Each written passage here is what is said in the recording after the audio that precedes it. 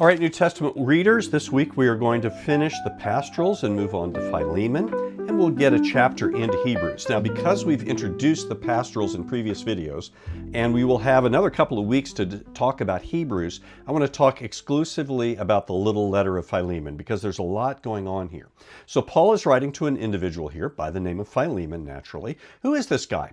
Well, the letter shows us that he is a well-to-do householder who has hosted Paul in his home in the past. Now, at the time that Paul is writing to him, Philemon is living in Colossae, and that's a city that Paul hadn't visited. So apparently Philemon had been living in Ephesus or someplace else nearby that Paul had visited, and this is when when Paul had stayed in Philemon's home. Now, Philemon has a household slave, as was not that unusual in well-to-do households, a guy by the name of Onesimus, whose name, by the way, meant beneficial. Onesimus had fled the household, as many enslaved people did, for reasons that we can totally understand, and he came to Paul, whether by accident or intentionally, we don't know. Now, Onesimus came to faith in Jesus while he was with Paul. So this is, as we say today, game changer. And so now Onesimus returns to Philemon with a letter from Paul, and imagine what a shock that was. Well, what do we read in this letter? Well, Paul takes a very interesting and deliberate rhetorical strategy in this letter, strategy of persuasion. He never tells Philemon exactly what to do.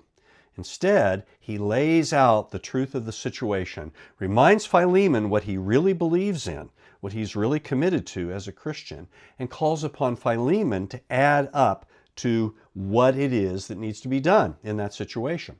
And to do this out of love, which is how we operate as followers of Jesus.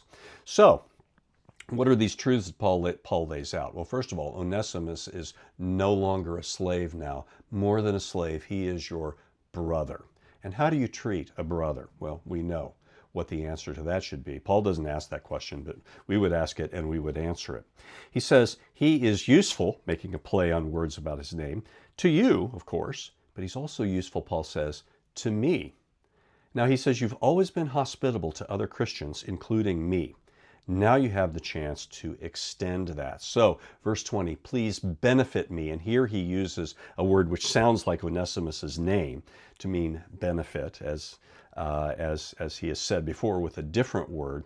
And so do more than I ask. Well, there's a subtext here. What is that more? Well, first of all, forgive Onesimus. And Paul says here, of course, he owes you money because you missed out on his labor. You should forgive him. But if you want to be repaid, I will repay you. I will repay you. And then Paul says, but let me remind you, you owe me your very life. Now, that is a very strong expression, but it's also a very true expression. We might think, Paul, that's just not fair. But it's true. It's true. And Philemon should act on the truth that he believes, right? I mean, it's great to have somebody in your life who can tell you the unvarnished truth, and do it in a way where you receive it and you act on it. And that's who Paul is for Philemon. Now, a lot of people in the United States stopped with the forgive Onesimus part 200 years ago. But it's clear that Paul is saying more than just forgive him. He's saying treat him as a brother and emancipate him. Let's not retell the story of Joseph here in what we do. Let's set this man free. And then send him to me as an extension of your hospitality to me, so he can become part of my household, so that he can work and serve here and participate in my ministry of the gospel in this place. All right, so we might ask at the end of this, what happened with all of this? Well, the fact that we have the letter tells us what we need to know, because certainly if Philemon read this and said, I have no intention of doing any of this, he would have destroyed the letter and no one ever would have heard of it. But he didn't. He read it in the church, which means he's ready to do this, and he does this thing.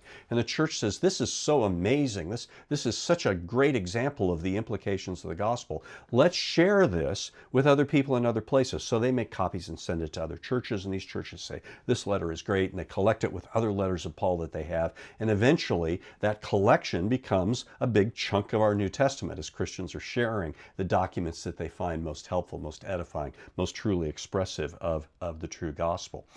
Very interesting way, in a Christian letter that was written about 50 to 70 years after the time of Philemon, a guy by the name of Ignatius quotes the letter of Philemon, and this is the earliest quotation that we have of Philemon after the New Testament. He quotes it, and then he sends greetings to an elder named Onesimus. Is that the same guy?